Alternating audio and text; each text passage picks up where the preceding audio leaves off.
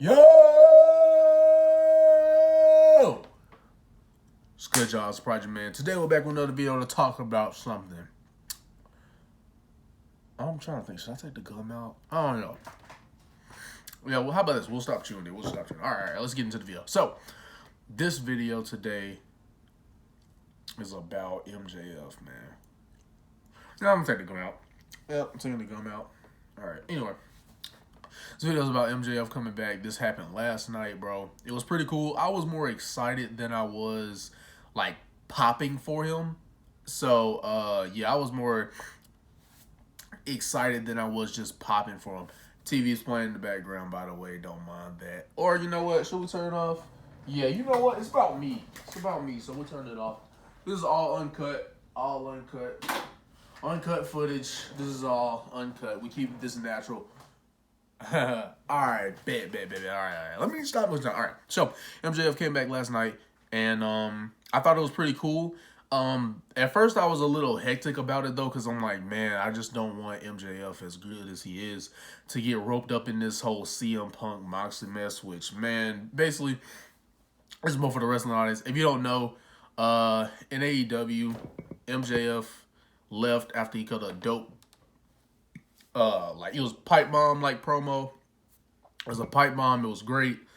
Then they didn't run with it. They should have had that be a ongoing storyline with MJF and TK, but they didn't capitalize on it. I think it may have been mainly because they didn't know where MJF stood in the company. So then, as we saw last night in AEW's All Out, they had he had a mask on. And we didn't know who it is, right? Malcolm Bivens came out there, took the little token. It's like their little money in the bank, except it's not like a cash in. It's not like a cash in as in like during a match, but it's like a cash in as you can cash in your title shot.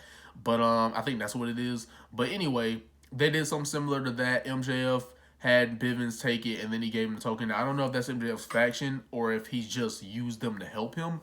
But, yeah, he gave him the token, didn't get masked until the end of the night. I'm glad they did that. That would have been a terrible decision to wait all the way till Wednesday to unmask MJF. That would have been stupid, because then you just missed out on a huge cliffhanger. Punk wins the title, and then you miss out on a huge cliffhanger. Because Punk winning the AEW World Championship, which most people felt he was going to get it back in Chicago anyway, that's not a good cliffhanger to leave off on. So I'm glad they had MJF, and they actually didn't just have his music play. I like that. They had the lights go out, which they do too much. But this one actually made sense. They had a voicemail playing of, or no, I think it was Punk's ROH promo. If I'm not mistaken, I think that was his ROH promo when he was going to go to WWE in 2005. That was like one of his last promos in ROH that he cut, basically saying like, the devil made people think that he was real, something like that. And then boom, it's a voicemail of basically Tony Khan's trying to negotiate a deal with MJF, saying he'll pay him X amount of dollars to come back to All Out because he really wants him there. I thought that was pretty cool, a nice touch. Then MJF said he's the devil. His music throws on the scarf. You already know it's him. And his music plays. Crowd gives him a face reaction. Even though he flips him off, they still gave him a face reaction because it's like they can't. For the amount of truth he was telling, they just couldn't hate the guy. I never hated him.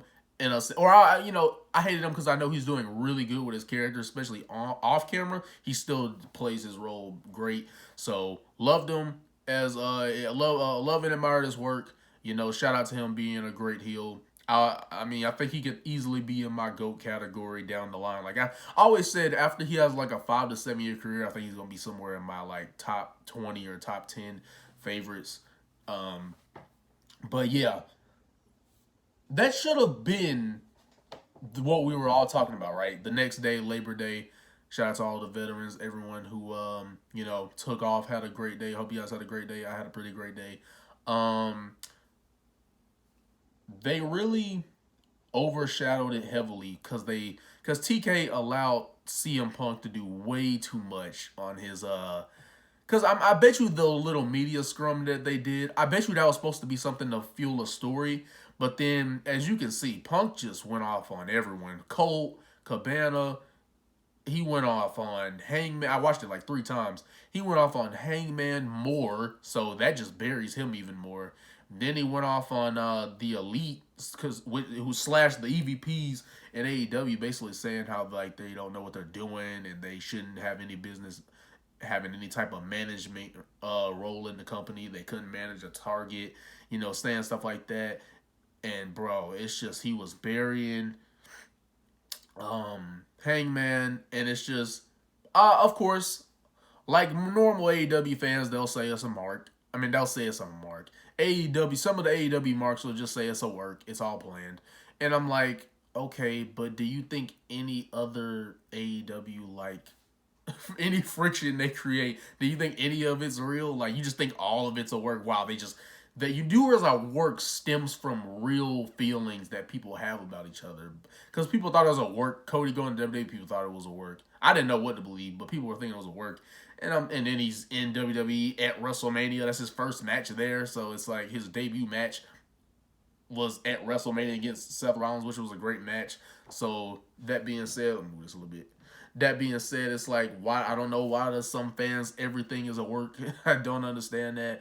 But at the end of the day, MJF should have been the headlines. Punk stole it with the media scrum, which I'm pretty sure was supposed to be some slight, like to fuel the story. But then, man, he just went absolutely ballistic, went crazy. Basically talked about some personal stuff with Colt Cabana. Basically saying that he shouldn't have to explain in 2022. Like, this shouldn't have to be cleared. He shouldn't have to explain this and clear the air and stuff like that. And it's just, man, I've seen it a couple of times. Like I said, I've seen the media scrum thing from Punk 3 times.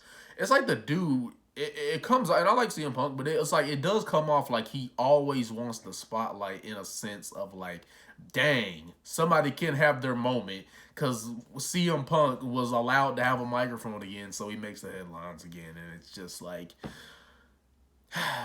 and he was talking about he was carrying the company on his back, drew him their million. In the beginning, yes, but then further down the line, he was not drawing that million. He was only really popping a rating when he was put at the beginning of the show. So that was a lie, because he wasn't the reason why they were hitting the million. That wasn't even a factor. He was getting them like in the 900, up in the 900,000, but the millions is crazy. I mean, maybe at the beginning when he first came over there, but down the line, yeah, people started peaking less interest. So he only really popped the ratings when he was put at the beginning. MJF, however, it didn't matter where he was. It was the ratings were going up. But they don't want to talk about that. They want to make you think CM Punk's the biggest draw. But anyway, no, man, I just think it should have been MJF's moment. Of course, actually, I finished watching Monday Night Raw. It was a pretty decent show. We got, shout out Braun Strowman coming back. I wasn't excited, but I will say how he like destroyed everyone. I was like, you can't lie and say it's not cool to see a big guy, especially he's gotten a lot more lean. I've been knew he got lean, but shout out to him for going to the gym and leaning down, because he was always a big muscular guy. So he just went further above and beyond to like lean himself out. So shout out to him for that. Hope he has some good things going on, and that he has interesting whatever he plans on doing has an interesting thing going on SmackDown, because he is going to be on SmackDown. And I don't know. I just think because Cody is going to... Clash of the Castle was great, by the way. All that was it was maybe like 2 good matches, and then the ending was what really saved it, because without the ending with MJF, I wouldn't have... That show would have been nothing to me.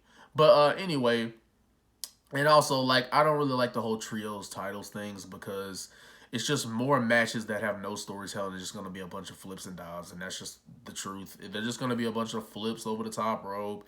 No stories are going to progress. So it's just going to be more of that, and then people are going to think that's wrestling when in reality it's just spot fest. But that's neither here nor there. And the ref doesn't even try to keep control of the match, so it's not even traditional wrestling, because the ref's just letting everyone get in the ring and just jump over the top rope, not trying to keep any type of order. But anyway, moving on from that. Athena versus I'm just trying to remember some of the matches.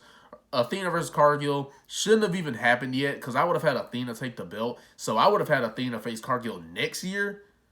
Or you could probably try to do something with Jamie Hayter, however they want to do it. But I think Jade Cargill should be winning for the rest of this year, and then you can start talking about having someone take the title from her next year.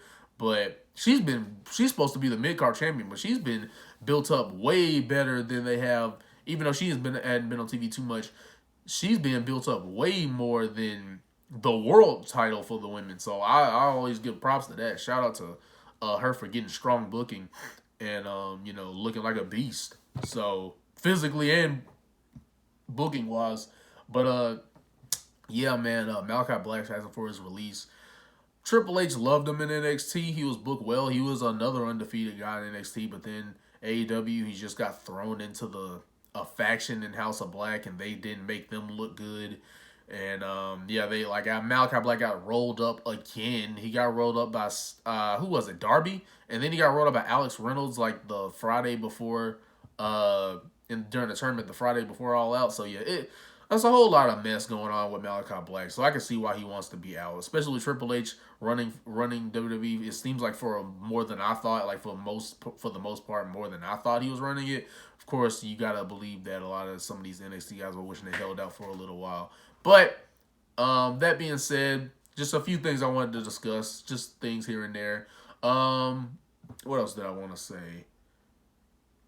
Triple H was definitely right about if y'all remember him and Punk had a promo segment, I think it was on like a SmackDown, basically saying how like Punk believes that when he's in a top spot, like that's the only way the company can be good is if he's in a top spot, and basically saying how he's a martyr and all this stuff like that. And I'm like, man, that promo is really showing, especially how essentially he runs AEW more than Tony. It seems like he runs AEW more than Tony Khan does. So Tony's definitely got to be careful. It's fine to be a fan of these wrestlers you're signing, but not to the point where you can't let them know like, hey, I'm the boss around here. So these works and shoots, they're gonna be in control. So like, don't go too far. Like, you know what I mean? Or like the second you hear I'm going on a fight, you're like, all right, that's enough. All right, we're good. Like we're out.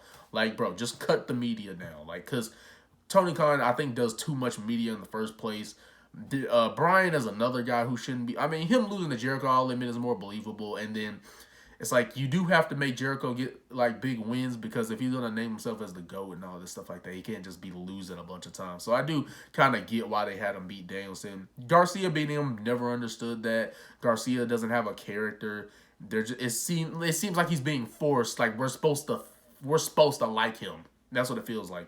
He's just supposed to grow on us, and I don't like it. And someone like that doesn't have enough star power and just overness with the crowd to be winning against him. Only person I see Brian Danielson losing to that would actually make sense is like a Wardlow, right? Because he's actually getting over with I wouldn't say over yet, because over is a high standard. It's a different level. Like, they're cheering for you every time you go out there, losing their minds like, oh my gosh, this person is in the ring. That's what I think over is. I don't think over is just when they chant your stuff a little bit, and then they might cheer for you a little, but then it's like, yeah. But I think over is a different type of level, but he's for the most part getting there, and it's just only him I would think should be beating Danielson. Like, you should really reserve, like how they do Moxley, even though he should have lost against Punk, just because he's had so much momentum and he's just talking trash and he's like living up to all of his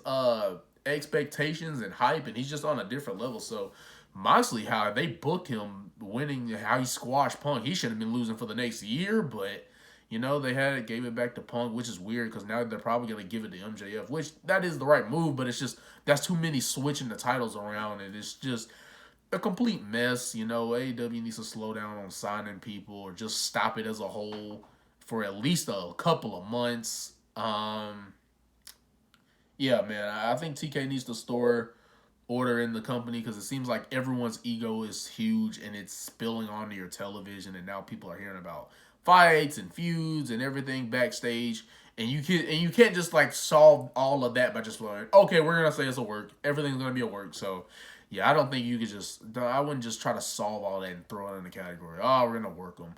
So you can't just do that with every single thing. But not sure what they're gonna do with CM Punk now that he basically verbally buried the Elite in Hangman. So I don't know what they're gonna do with that. They could do an NWO type thing where MJF and Punk team up, because they're both anti-authority figures of Tony Khan. Because when you talk about the EVPs, that's basically saying, Tony, you signed some idiots. Like, what are you doing? So they could technically do that, but that could be AEW's big storyline, like to really get them popular. But I don't know. But it's not in the best way, but you could try your best to make it work. And because it is called a work after all. So not sure what they're gonna do about that, but just had to give you guys my thoughts on it. I think that's all I wanted to discuss, man. Yeah. But all I have to say, man, is like, comment, subscribe on this video. We are running it back up. Yeah, you know, summer's kind of dying down. It's still in well, it's actually September now, so summer's definitely gonna start dying down. And but we're still gonna run it up. Consistency is back. Expect videos each and every single day, and I absolutely mean that. We're back on it. We're proving to you guys I want to be the best, most entertaining. I want to be the highest of heights, ladies and gentlemen.